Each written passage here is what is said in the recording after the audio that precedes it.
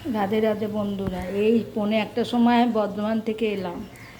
বর্ধমান থেকে এসে ঘর মুছলাম, ঘর দুয়ার খুব নোংরা হয়েছিল, ঘর দুয়ার মুছে রান্না করলাম। দেখুন, আলু সেদ্ধ, ভাত, এটা হলো আমড়া দিয়ে ডাল, এটা হলো তিলের বড়া।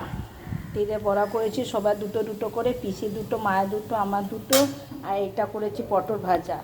এত বেলায় আর কি রান্না করব? মা বললো ডাল আলু ভাতই করতে আর পটল ভাজাতে। আমি বললাম বড়াটা একটু করি, আমার আলু ভাতে খেতে ভালো লাগে না, আলু ভাতে মা আর পিসির জন্যই করেছি। আজকে আমার দুপুরে এই রান্না করলাম। দিয়ে এবার রান্নাঘর পরিষ্কার করব, পিসিকে খেতে দেব, মার খাবার দোকানে পাঠিয়ে তারপরে আমি খাবো।